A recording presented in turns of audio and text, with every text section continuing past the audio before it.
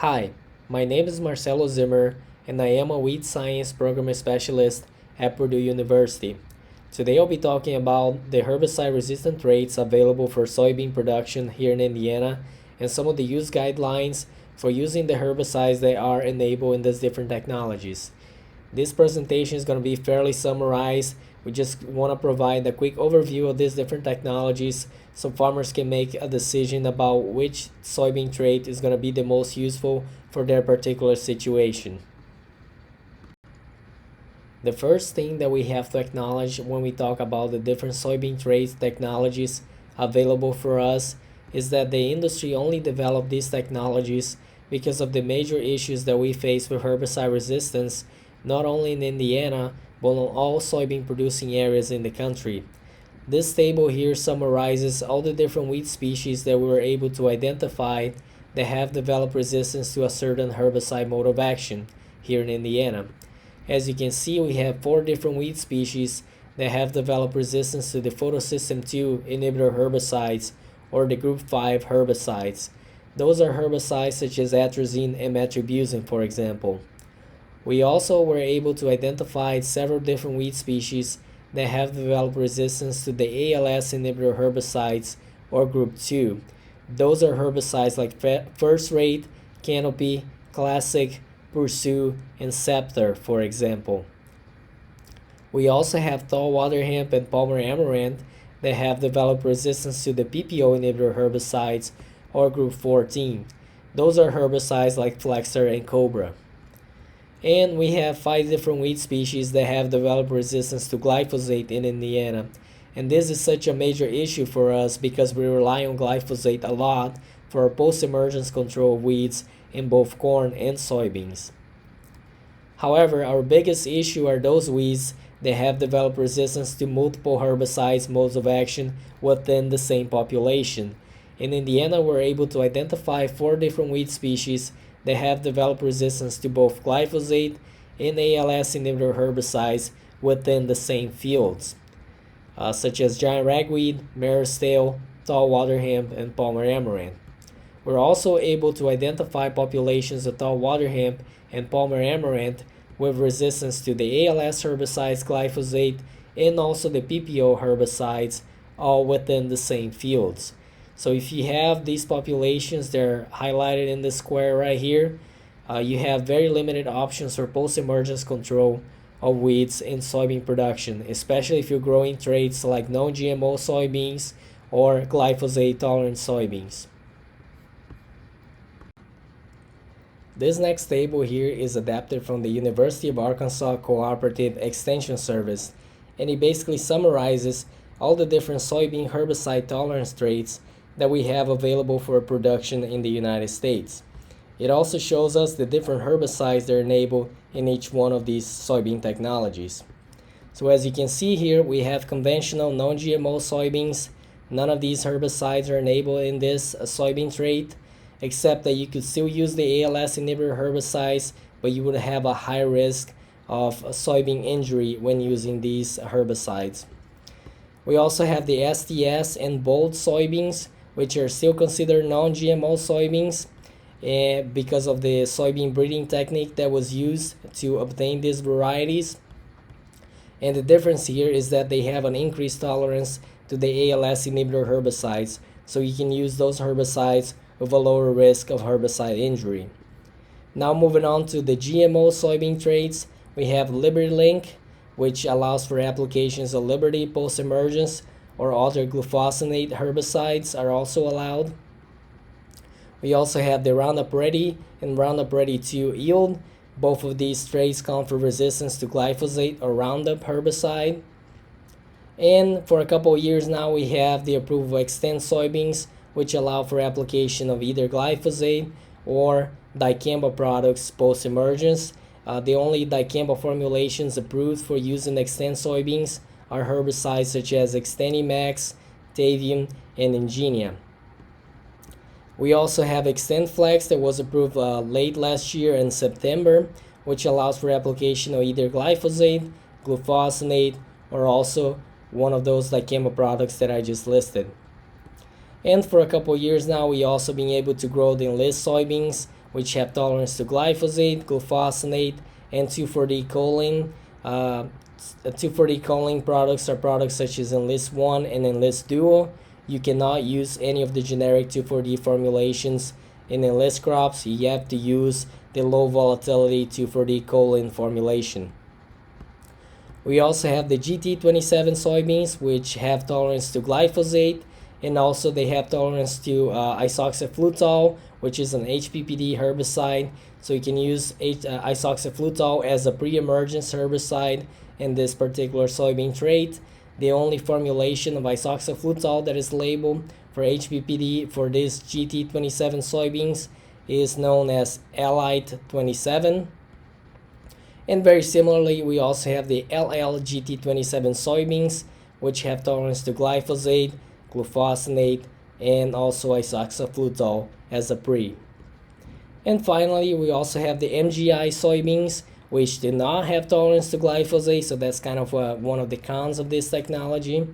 But we have tolerance to glufosinate and also have tolerance to isoxaflutol as a pre, and also mesotrione or mesotrione as a post application as well. Now I want to go over each one of those soybean traits that we discussed in the previous table and give you guys some of the pros and cons of each one of these technologies so you can make an informed decision on which one of those traits is the best fit for your particular situation. I'm going to start off with non-GMO conventional soybeans. Some of the pros of this technology is that you can acquire seeds, can buy seeds at a fairly low seed cost. You can also, in many cases, save the seeds, so you have a seed saving advantage. Many varieties are not protected by intellectual property laws, so you're allowed to save seeds for the next season. And also, a few companies out there are paying seed premiums, so you can get about $1 extra per bushel if you're growing non-GMO soybeans, because those companies are trying to sell their products in some specific markets where they only allow non-GMO soybeans. Some of the cons of growing non-GMO soybeans is that you have no post-herbicide options for weeds with multiple herbicide resistance. So if you have weeds with ALS or PPO resistance, you have no post-emergence herbicide that's going to be effective on those weeds. There are only a few areas on the state that we can say that farmers can still get away with growing non-GMO soybeans, but it's still possible in some areas. We're also going to have more susceptibility to herbicide drift, herbicide carryover, or tank contamination. Again, if you're spraying glyphosate, 2,4-D, or dicamba on nearby fields, you are susceptible to herbicide drift from those herbicides because your soybeans do not have tolerance to these traits, to these herbicides. For the Roundup Ready soybeans, now I'm talking the Roundup Ready first generation and also the Roundup Ready 2 yield. Some of the pros of this technology is that you can acquire seeds at a fairly low seed cost as well, because this technology has been in the market for quite a while now. And also it allows you to still spray glyphosate, which is still effective on many broadleaf weeds and grasses. However, at the same time, this is one of the cons because most of the problematic broadleaf weeds that we have to deal with already have resistance to glyphosate. So again, just like the non-GMO soybeans, there's only a few areas in the state where herbicide resistance is still not that much of a problem, and you can get away with growing either non-GMO soybeans or just a Roundup Ready soybean. For the LibertyLink soybean trait, some of the pros of this technology is that we don't have resistance to glufosinate or Liberty in the Midwest, or at least not yet. But we know that if we keep using the same active ingredient over and over again, we're likely to develop herbicide resistance eventually, so we gotta keep that in mind. Another advantage of LibertyLink is that glufosinate has a low potential for off-target movement injury to neighboring crops because it takes a decent amount of glufosinate to actually cause significant injury. Usually, neighboring crops are more sensitive to herbicides like 2,4-D, dicamba, or glyphosate than they would be to glufosinate. And that's why off-target movement is not as much of a concern for Liberty as it is to other opposed herbicides. Some of the cons of this technology, one of them being that glufosinate can be very weak on grasses. depending on weed size and density. It also requires good weather and appropriate herbicide coverage for good activity. Also, you want to make sure you spray small weeds, spray those plants when they're small, because contact herbicides such as glufosinate are not as forgiving when it comes to weed size as some of the synthetic herbicides like dioxins or glyphosate, for example. Another disadvantage of this technology is that we cannot use glyphosate for post-emergence control of grasses, so we're limited to using Liberty or some of the ACCA's herbicides. And again, Liberty is kind of weak on grasses, so that might be detrimental for your weed control. Also, with Liberty, we can only use glufosinate as our post-emergence herbicide for broadleaf weeds, so we can't have over-reliance on a single effective mode of action for post-weed control, and like I said, that can lead to herbicide resistance development in the long term. Now for the Xtend and XtendFlex soybeans, I'm going to talk about these within the same slides because they're very similar, with the exception that for XtendFlex, we can also spray glufosinate as a post-emergence herbicide. So some of the pros of this technology is that we can keep glyphosate as an option, while also we have the high efficacy of dicamba as an advantage to use on most glyphosate-resistant broadleaf weeds. With the XtendFlex, we also have more flexibility for post-applications because we can either spray a dicamba formulation or we can also spray glufosinate if we decide to do so. Some of the disadvantages of this technology are in regards to drift management and application restrictions. There are several restrictions in place concerning wind speed, application time of day, cutoff date, crop growth stage, and buffers. I'm not going to give too much information on these application restrictions because it will take an entire presentation just to go over those restrictions. There's also risk for herbicide resistance development, especially with the Xtend soybeans, because again, we only spray one effective mode of action over those glyphosate-resistant broadleaf weeds. In the case of XtendFlex, at least we have two effective mode of actions that we can choose from for our post-emergence control of those glyphosate-resistant weeds. Also, one thing that we got to keep in mind is that herbicides like dicamba can antagonize the activity of glyphosate or other ACC or graminicide herbicides like the ACCAs for the control of grassy weeds and also volunteer corn.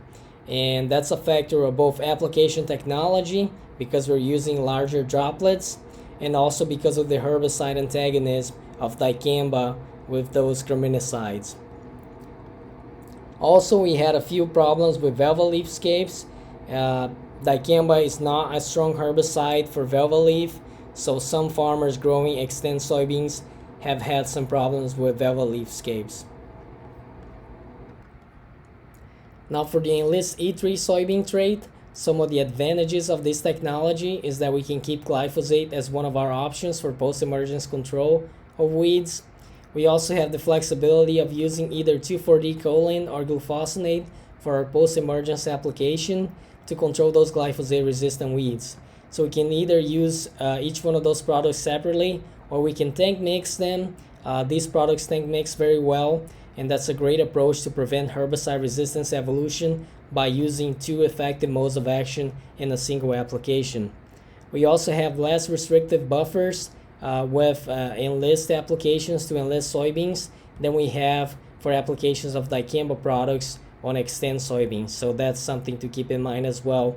You gotta make your buffer calculation and see, depending on the size and shape of your field, how much area of your field you won't be able to spray by using each one of these technologies. Some of the disadvantages of the Enlist is that even though those application restrictions are less restrictive than for the Xtend soybeans, you still have to do some drift management. You still have to respect wind speeds and buffers according to the label. So still there's some restrictions out there compared to other soybean traits. We also have some instances of poor control of grassy weeds in volunteer corn, and that's caused by the antagonistic effects of 2,4-D on the grass activity of herbicides like glyphosate or the ACCA's herbicides like clethodim or Assure 2, for example. And finally, we also have some instances of tank incompatibility with the potassium salt of glyphosate when we tank mix that with Enlist 1 with low water volumes. So if you're using Enlist 1 and you tank mixing that with a potassium salt of glyphosate, you want to make sure you mix each product truly and slowly, and you use a decent amount of water when making those tank mixes. So for the LLGT27 technology, some of the pros of this soybean trait is that at the same time we have tolerance to glufosinate or Liberty products, but we still can keep glyphosate as an option as well. We can actually tank mix glyphosate and glufosinate, which can be useful depending on your weed spectrum. It's not necessarily a good idea if you have a lot of grasses, because the glufosinate is going to antagonize glyphosate activity on those grasses. And you can also use isoxaflutol as a pre-herbicide, and the only formulation labeled so far is Li-27. That's the only herbicide with isoxaflutol that you can use on those soybeans so far.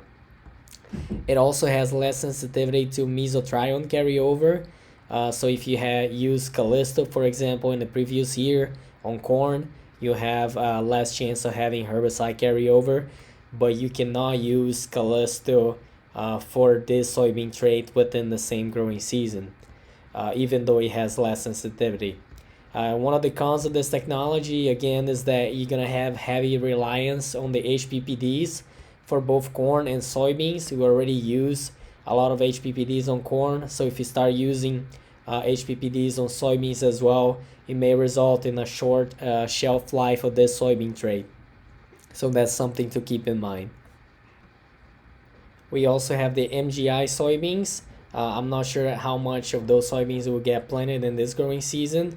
They have tolerance to mesotrione that can be used as a post. We can also use isoxaflutol as a pre-herbicide, and it also has tolerance to glufosinate or Liberty as well. So we have 3 different herbicide active ingredients here that we can use, but 2 of them are HPPD herbicides. So again, it's one of the cons of this technology is that we're gonna have heavy reliance on the HPPD herbicides for both the corn ear and the soybean ear, and that may result in a short shelf life of this technology as well.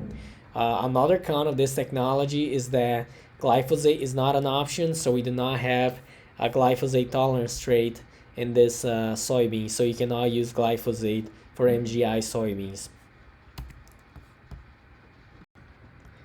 So this table here in this slide kind of summarizes what I just talked about over this entire presentation. It shows you the different traits that you have for either one of those soybean technologies, the herbicides that are enabled for each one of those technologies, some of the benefits and risks of each one of those traits. I'm not going to go over this table, but you can pause the video and look at some of those comments as well, so you can make up your decision about which soybean trait is going to be the best fit for your particular field. So when it comes to weed management strategy, soybean traits is just one part of the equation. You also got to keep in mind that using residual herbicides will provide the greatest value to weed management, because they're going to reduce the pressure on those post-emergence herbicides. Again, all the soybean traits that we saw in this presentation, they provide tolerance to a post-emergence herbicide, but that's kind of your last resource. So you want to start by reducing the pressure on those post-emergence herbicides by using cover crops, by using residual herbicides as well, so you have less weed emergence and you have less selection pressure on those post-emergence herbicides. You also want to apply all these herbicides in a manner that optimizes their efficacy, even if you already have herbicide-resistant weeds in this particular field. So you want to use a full rate of those herbicides, either pre or post, and you also want to apply those post herbicides to small weeds. Spray auxins especially very early.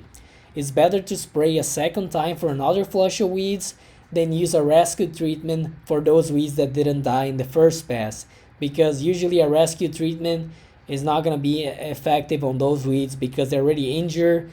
They're not going to have as much leaf area to actually absorb that herbicide and provide complete control. And again, one thing to keep in mind, you only actually get true flexibility when you're using stacked soybean traits. If you're using a single herbicide resistance trait, you don't really have a lot of flexibility for your post-emergence application. You're going to be spraying a single effective mode of action time after time. So try to use one of those soybean traits that are stacked, which allow you to spray multiple effective modes of action with your post application. Also, effective weed control is not automatic. It's not because you purchase that soybean trait that you're going to have effective weed control. You got to make sure you use the right herbicides at the right time with the appropriate herbicide application technology. It's not because you're growing the right trait that you're going to have good control. You also got to keep in mind what other non-chemical methods for weed control are best for you in your particular situation. That's more than you can do than just applying herbicides to keep those weeds under control. So when we think about the different technologies that we have available for battling weeds, we may think that we have a lot of options just based on the different herbicide tolerance traits that we have out there in the market. But if we really take a close look at them, as you can see in all these different soybean traits here, we can use Liberty as a post-emergence. Also, in 3 of them, we're still using glyphosate as a post-emergence herbicide. And for enlist soybeans, we're using an auxin herbicide 2,4-D, and we're also using a different auxin for XtendFlex soybeans, which is dicamba.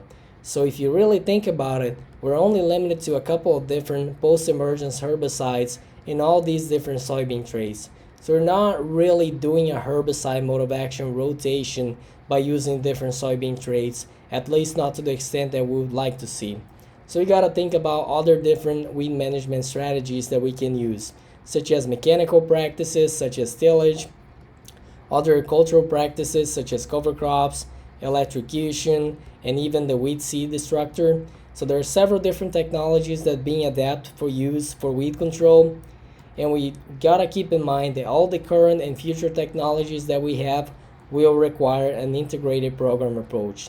None of these technologies by themselves is gonna be sufficient to take care of all of our weed problems. And now to wrap up my presentation, we have several different resources available at Purdue. If you have any questions, we have a website, Facebook page, YouTube channel, and you can also reach out to us by email and phone number anytime if you have any questions. So thanks for paying attention, and feel free to reach out if you have any questions.